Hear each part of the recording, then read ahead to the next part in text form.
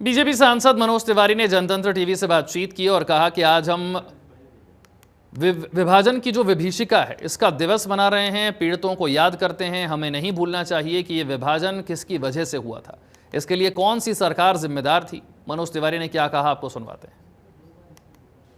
हर घर तिरंगा अभियान चल रहा है। तिरंगा रैली में मनोज तिवारी जी भी शामिल हो रहे हैं। सर, इस अभियान को कहां तक पहुंचाना है, क्योंकि टारगेट आप लोग जो ले रहे हैं वो टारगेट, वो रिकॉर्ड हमेशा टूटते हैं। देखिए, एक मन में भाव है कि 15 अगस्त आज़ादी का इतना बड़ा दिन, तिरंगे का भाव ये सबके मन में आना चाहिए। तो इसके लिए घर घर तिरंगा, तिरंगा यात्रा, तिरंगा बाइक रैली, ये सब अलग अलग कार्यक्रम चल रहे हैं। कल आईपी यूनिवर्सिटी के प्रांगण से तिरंगा यात्रा शुरू हुई।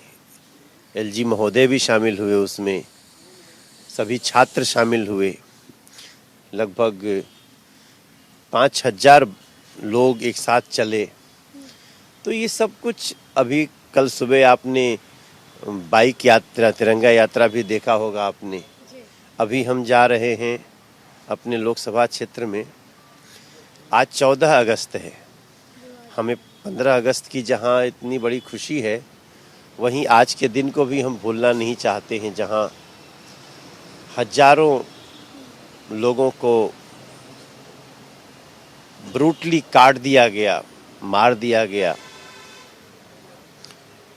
बच्चों को मारा गया, ट्रेन रोक रोक करके लोगों को मारा गया, बहन बेटियों को बलात्कार हुआ, उनकी हत्याएं हुई। उस 14 अगस्त 1947 को हम कैसे भूल सकते हैं। तो विभीषिका दिवस भी मना रहे हैं, विभाजन के विभीषिका। तो आज उसका भी एक कार्यक्रम चल रहा है और लोगों के घरों पे झंडे लगे, 15 अगस्त की तैयारी हो, ये सब तैयारियां चल रही हैं। विपक्ष इस रैली में कभी शामिल नहीं हुआ। आपने पिछली बार भी आह्वान किया था कि भाई आइए तिरंगा यात्रा में, तिरंगा रैली में, इस अभियान में शामिल होइए। देखिए, विपक्ष को तिरंगे के सम्मान से अगर मतलब होता, तिरंगे के भाव से मतलब होता, तो वो इमरजेंसी थोड़ी लगाते इस देश पे। वो भ्रष्टाचार में ऐसे लिप्त होकर के भ्रष्टाचारियों के पक्ष में थोड़ी बात करते। तो वो करेज नहीं है विपक्ष के पास कि वो 14 अगस्त की विभीषिका को याद कर सके, क्योंकि वो भी करने वाले कौन थे। आप अगर ध्यान से जाइए तो तत्कालीन कांग्रेस इसको कर रही थी, इमरजेंसी तत्कालीन कांग्रेस कर रही थी। तो कांग्रेस हमेशा अपने फायदे के लिए काम करती रही है।